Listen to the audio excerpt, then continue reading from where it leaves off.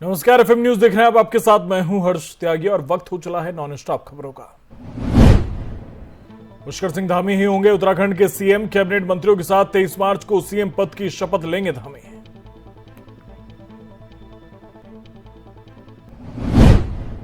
पच्चीस मार्च को अटल बिहारी वाजपेयी स्टेडियम में होगा शपथ ग्रहण समारोह।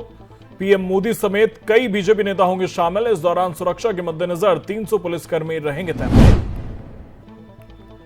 सीएम योगी ने विधान परिषद की सदस्यता से दिया इस्तीफा। विधान परिषद के प्रमुख सचिव राजेश सिंह ने दी जानकारी।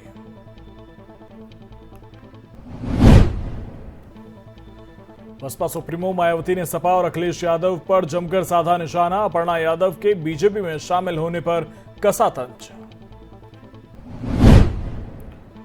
प्रियंका गांधी द्वारा जारी की गई ईमेल आईडी हार की वजह पता करने के लिए कांग्रेस कार्यकर्ता समेत आम लोगों से मांगा फीडबैक।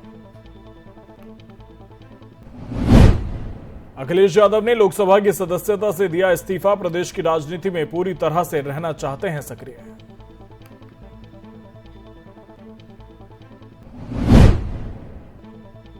अखिलेश यादव के इस्तीफा देने के बाद सपा नेता आजम खान ने भी सौंपा इस्तीफा। विधायक बने रहने का लिया फैसला।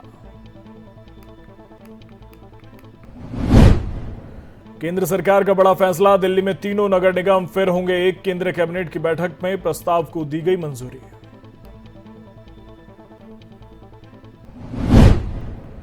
दिल्ली के तीनों नगर निगम को एक करने पर आपने बीजेपी को लिया आड़े हाथ। कहा सरकार को एमसीडी चुनाव में हार का डर। उत्तर प्रदेश के नवनिर्वाचित विधायकों को शपथ दिलाएंगे प्रोटेम स्पीकर। प्रोटेम स्पीकर के चयन के लिए राजभवन भेजे गए 17 नाम। 80 पैसे प्रति लीटर बढ़े पेट्रोल डीजल के दाम। यूक्रेन पर रूस के हमले के बाद से अंतर्राष्ट्रीय स्तर पर तेल के दाम लगातार बढ़े।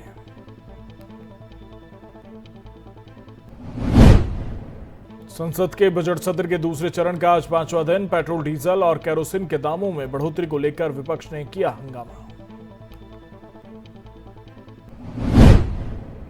क्रिएटिनिन लेवल हाई होने की वजह से आरजेडी सुप्रीमो लालू प्रसाद यादव की तबीयत खराब। एम्स में भर्ती करने की चल रही बात।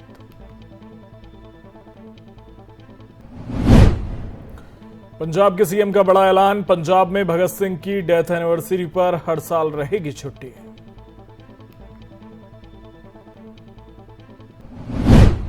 दिल्ली सरकार ने किया सैनिक स्कूल खोलने का ऐलान। इन स्कूलों में फौज और एनडीए में भर्ती के लिए दी जाएगी ट्रेनिंग।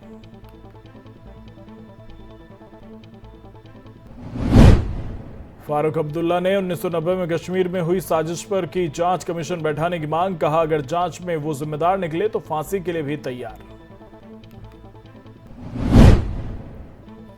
राकेश टिकैत ने ट्वीट के जरिए बताया कि सरकार अगर फिर कृषि बिल लाई तो आंदोलन खड़ा होने में देर नहीं लगेगी।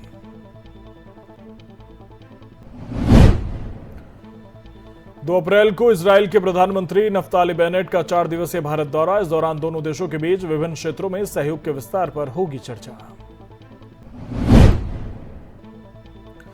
भारत ने बांग्लादेश को 110 रनों से हराया। सेमीफाइनल में जाने की उम्मीद जिंदा।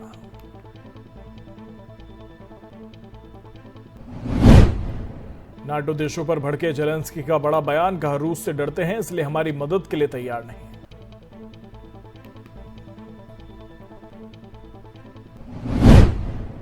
कोविड से मौत होने पर मिलने वाले मुआवजे के लिए फर्जीवाड़ा। कानपुर अस्पतालों में 5 जिंदा लोगों को कागजों में मृत बताया।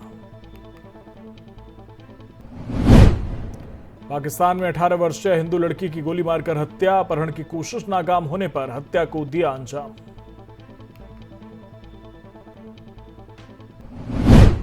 बंगाल के बीरभूम में 7 लोगों की जलाकर हत्या। तृणमूल कांग्रेस के नेता की हत्या का बदला लेने के उद्देश्य से घटना को दिया अंजाम। बाइक टकराने को लेकर 2 पक्षों में हुआ विवाद। दिल्ली पुलिस के रिटायर्ड दरोगा की गोली मारकर हत्या।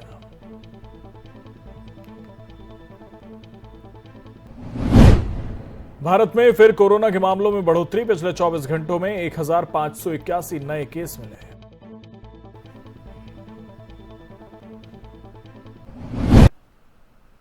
फिलहाल मेरे साथ इतना ही। नमस्कार।